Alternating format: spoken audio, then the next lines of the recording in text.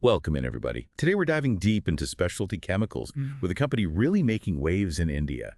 Himadri Speciality Chemical Ltd. We've got all their latest reports here, press releases, investor presentations, all that good stuff, all about their Q3 FY25 performance.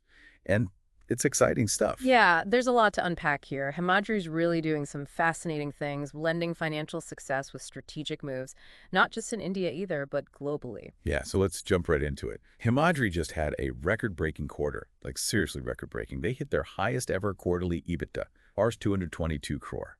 And for the first 9 months of this fiscal year, their EBITDA is up 34% year-on-year, reaching ours 611 crore. Their profit after tax also jumped up 35% to ours 400 crore. So for anyone who needs a little refresher, EBITDA gives us a look into their core profitability from their operations. Basically, how efficiently are they making money from their main business activities? Right, and profit after tax. That tells us what's left over for the company after all the bills are paid, including taxes, of course. It's the bottom line you always hear about. Exactly. So these numbers are telling us that Himadri is doing incredibly well financially. But what I find really interesting is that it's not just about cutting costs or fancy financial maneuvering. They're actually seeing a 24% year-on-year increase in sales volume, which means people are buying more of their products. That's a pretty good sign of market demand. Yeah, and how they're achieving this growth is really noteworthy. It's largely organic, driven by internal expansion and smart investments, not risky acquisitions or piling on a ton of debt. They actually have a net positive cash balance of ours, 109 crore. They're in a really strong financial position. So they're making a ton of money, they're growing rapidly, and they're doing it responsibly. Sounds pretty ideal. But how does the specialty and specialty chemicals come in? Well, this is where Himadri's strategic moves start to get really interesting. They're shifting their focus to high-value specialty products, and they're putting their money where their mouth is. They just announced a Rs 120 crore investment to produce anthraquinone, carbazole, and fluorine.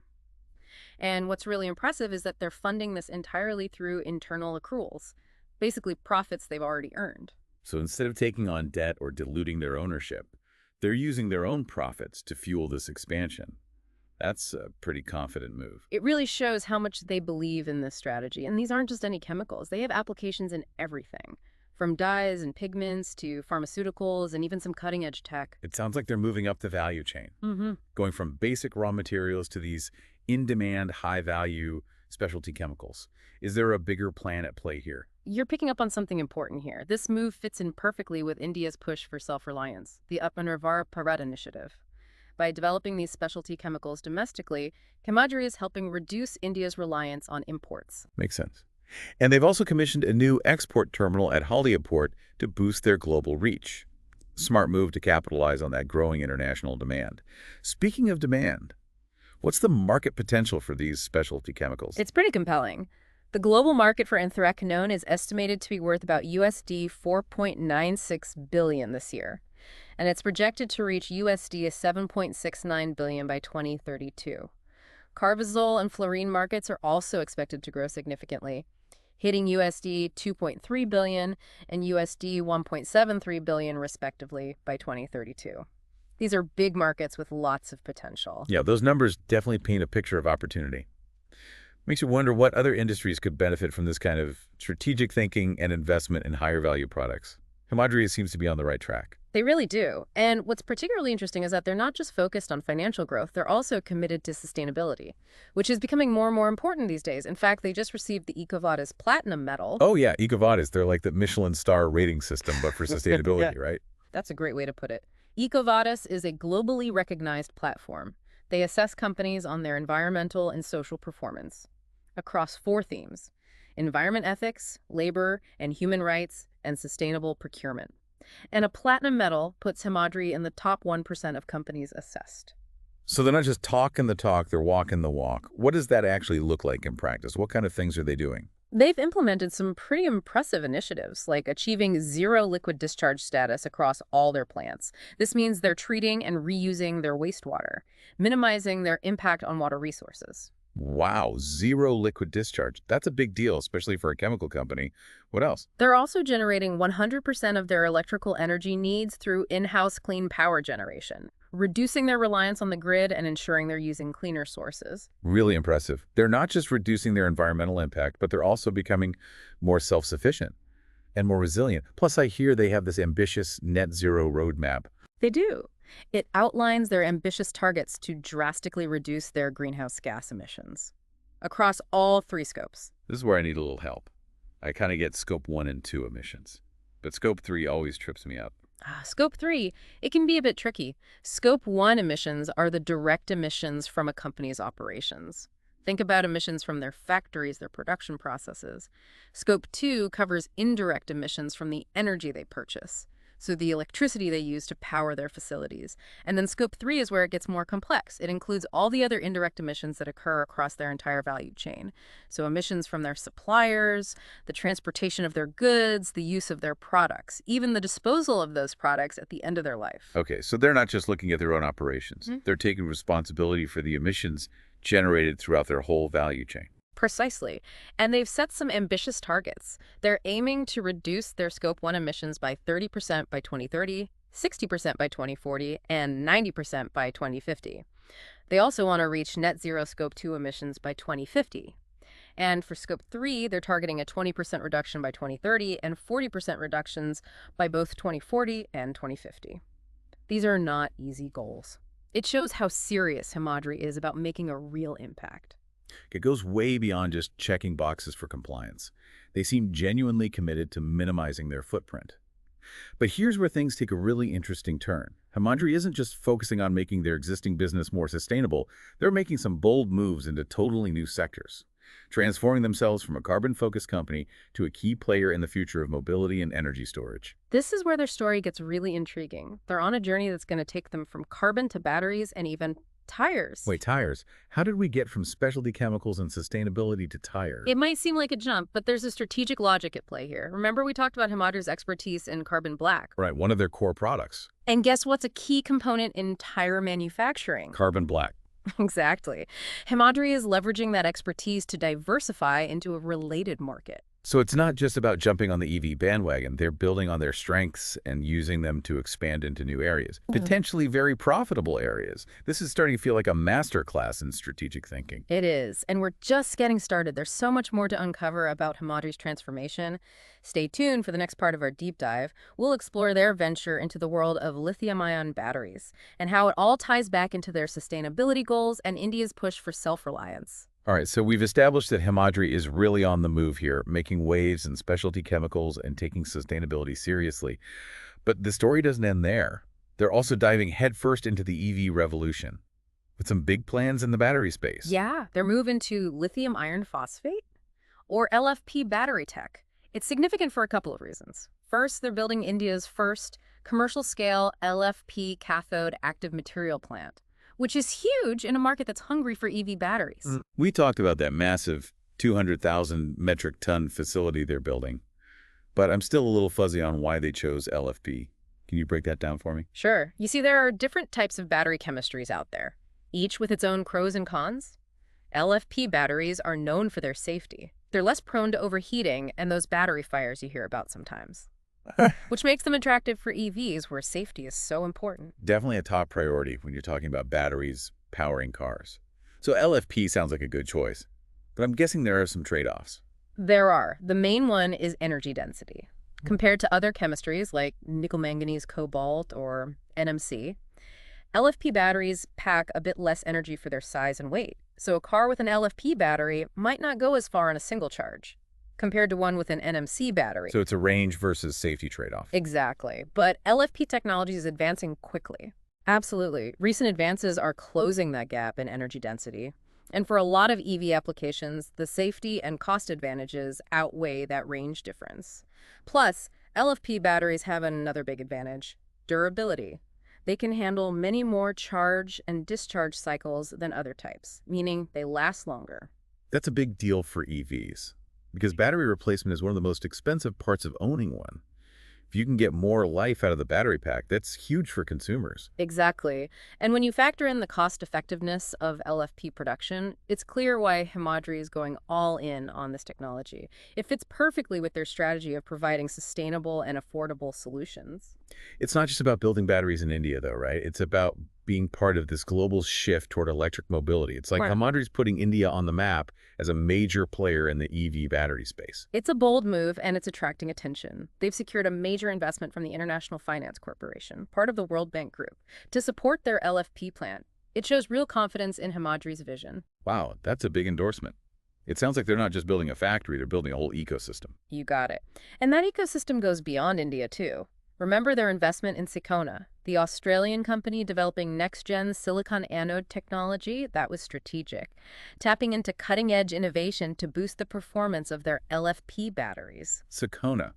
Their silicon composite anode tech was pretty mind-blowing. Didn't they say it could increase battery capacity by like 50% to 100% compared to conventional graphite anodes? That's right. That's a game changer for range. Imagine driving your EV for hundreds of kilometers on a single charge. No more range anxiety. Right. That would make EVs way more appealing for a lot of people. Exactly. And Sicona's tech isn't just about performance, it's also scalable and cost-effective, which again aligns with Himadri's focus on sustainable and affordable solutions. A win-win. So they're building a massive LFP plant, investing in cutting-edge anode tech. And they're committed to sustainability. Sounds like they're checking all the boxes. But let's not forget about their acquisition of a stake in Invati Creations. How does that fit into all of this? Invati Creations is another fascinating piece of this puzzle. They specialize in developing advanced lithium-ion electrode materials using some really cool nanotechnology, all about creating high-performance, longer-lasting batteries, again tying into that theme of maximizing value and efficiency. So they're covering all their bases. Cathodes, anodes, advanced electrode materials. They're serious about becoming a major player in the EV battery market. Oh, yeah. But remember that curveball we mentioned earlier, the acquisition of Burla Tires? It's time to bring that back into the conversation. It might seem like an outlier, but it's actually a brilliant move that connects everything we've been talking about. Right. We haven't circled back to that. I'm still a bit puzzled by how tires fit into all this. It seems like a totally different industry. On the surface, yes. But think about it. Himadri already has a strong presence in the carbon black market. And carbon black is crucial for tire production. This acquisition allows them to vertically integrate, moving closer to the end consumer and diversifying their revenue. So they're not just supplying raw materials anymore. They're getting involved in actually producing a finished product Yeah, that uses those materials. It's like they're closing the loop. exactly. And there's more to it than just vertical integration. The tire industry, like many others, is facing sustainability challenges. It's heavily reliant on imported natural rubber, which makes it vulnerable to price swings and supply chain issues. Himadri, with their focus on innovation and sustainability, could really shake things up. I see where you're going with this. How could they change the game in tires? Well, imagine if they could develop a more sustainable alternative to natural rubber. There's been a lot of research into using guayule, a desert shrub native to North America, as a rubber source. It can even be grown in arid regions like parts of India, reducing the need for imports. So they could contribute to both economic and environmental sustainability by promoting guayule as a homegrown alternative. That's powerful. It is. And it aligns perfectly with India's Atmanirbhar Bharat initiative. Reducing reliance on imported rubber boosts India's economic resilience and self-sufficiency. But there's even more. They could also explore more sustainable tire manufacturing processes to reduce the environmental footprint of the industry. Right. Traditional tire production is known to be pretty energy intensive, and it creates a lot of waste. Himadri could really make a difference there with their expertise in clean energy and sustainable practices. Exactly. And they could take it even further by investing in tire recycling tech, creating a more circular economy for tires and reducing waste in landfill. Oh, wow. It's like a domino effect. This one acquisition could transform the whole tire industry. But are they really ready to handle something this big? We're talking about a completely different industry with its own unique challenges. It's true, the tire industry is complex. But Himadri isn't going in unprepared. They're acquiring an established player with a strong brand and deep market knowledge. They're also bringing their own strengths: financial resources, R&D capabilities, their commitment to sustainability, and their strategic mindset. It's a powerful combination. It's definitely a bold move. It'll be interesting to see how it plays out. But let's shift gears back to their core business for a second. And those impressive financial results. Didn't they have a big jump in EBITDA for the first 9 months? They did. Their consolidated EBITDA for the 9 months ending December 2024 hit Rs 615.73 crores, a 34.87% increase year on year. This growth is driven by a few things: increased sales volume, their expansion into high-value specialty products, and their careful financial approach. So it's not just growth for the sake of growth. They're growing strategically and sustainably. That's really impressive. But with all these ambitious projects and acquisitions, there have to be some risks involved, right? Of course, there are always risks, especially when a company is venturing into new areas. One potential risk is execution risk. Himadri has a lot going on right now, expanding into specialty chemicals, building a huge LFP plant integrating Burla tires, and pushing the boundaries of sustainability. So managing all those projects at the same time could be tricky. There's always the possibility of delays, cost, overruns, unexpected hurdles. Exactly. And even if they execute perfectly, there's no guarantee these new ventures will succeed. Markets change quickly. And there's always a chance that demand for their new products might not be what they expect. Competition is another factor. The EV battery market, for example, is getting more and more crowded. Himadri will have to set themselves apart and prove that their technology is better. And they'll have to navigate the global tire market, which Yeah. is dominated by some really big players. It's a high-stakes game. Yeah. But despite the risks, there's something about Himadri that makes me optimistic. They have a clear vision, a strong leadership team, and they're financially savvy. It's not just about chasing trends. It's about building a sustainable business for the long haul. I agree. They're taking calculated risks and making strategic investments that set them up for future success. They're also genuinely committed to sustainability, which is more and more important for investors and consumers. Well said. It's a company worth keeping an eye on. And we've only just scratched the surface of their story. In the final part of our deep dive, we'll go deeper into those groundbreaking initiatives in the EV battery space and look at how their technologies could change the future of electric mobility. All right, welcome back for the final part of our deep dive into Himadri Speciality Chemical Ltd. We've covered a lot of ground, from those record-breaking financials to their moves into specialty chemicals and even tires. But we saved the most electrifying part for last, their big push into lithium-ion batteries. It's a really exciting area, and Himadri isn't just testing the waters here, they're going all in.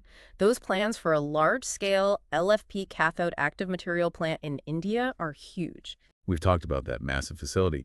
But what I find really interesting is their focus on making those batteries responsibly and sustainably. It's not just about churning out batteries, it's about doing it the right way. For sure. Himadri is really committed to sourcing their raw materials responsibly and making that entire production process as sustainable as possible. They're even looking at ways to power the plant with renewable energy. It's like they're setting a new standard for battery manufacturing. But I'm curious about the bigger picture. How does this LFP plant fit into the global EV battery scene? Well, it puts Himadri in a great position to meet that growing demand for EV batteries, both in India and worldwide. The EV market is expected to just explode in the coming years, and that means a huge demand for batteries. Himadri is getting ahead of the game by building this facility. And they're not just building any battery, they're focused on LFP, which we talked about having some key advantages: safety, durability, cost effectiveness. Exactly. LFP is becoming the preferred chemistry for many EVs, especially in places like China and India where cost is a big factor. Himadri is setting themselves up to be a key supplier in this rapidly growing market. It's not just about supplying batteries, though. It's about supporting that whole EV ecosystem in India, which fits perfectly with India's push for electric mobility and their goal of becoming a global hub for EV manufacturing. You're right. It's about more than just profits. It's about contributing to something bigger, creating jobs, boosting the economy, reducing India's reliance on fossil fuels. It's a story that resonates on a lot of levels. But let's zoom back in on the tech for a sec. We talked about their investment in Sakona and that innovative silicon anode technology. How does that play into their LFP strategy? Sakona's silicon composite anode tech is potentially revolutionary. Remember that trade-off between energy density and safety? Well, Sakona's tech could help address that by boosting the energy density of those LFP batteries. So they could create an LFP battery that's both safe and has a longer range. That's a game changer for EV drivers. Exactly, pushing the limits of battery technology.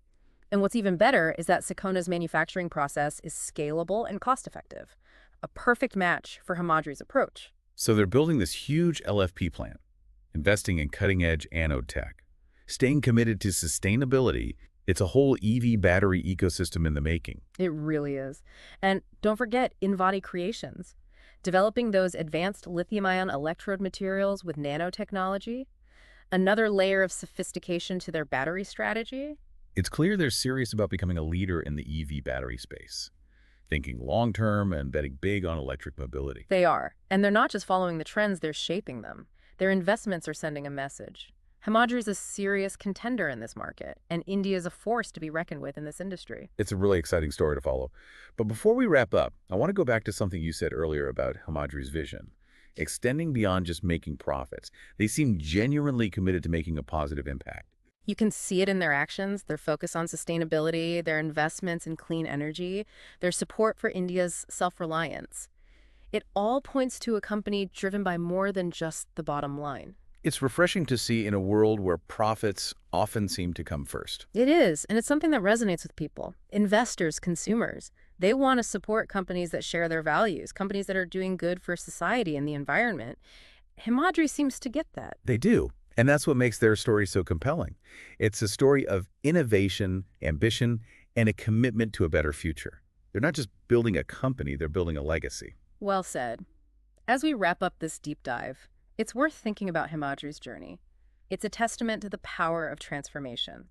They're not afraid to embrace change, to challenge the status quo, to push the boundaries. It's an inspiring example for any company. It shows that with vision, determination, and a willingness to adapt, even the most traditional businesses can reinvent themselves and become leaders in the future. We encourage you to keep digging into Himadri's story. There's a lot more to discover. Their innovative tech, their sustainability efforts, their impact on India. We've only scratched the surface here. That's right. So thank you for joining us on this deep dive into the world of Himadri Speciality Chemical Ltd. We hope you found it informative, inspiring, and maybe even a little bit electrifying. Until next time, keep learning, keep exploring, and keep asking those thought-provoking questions.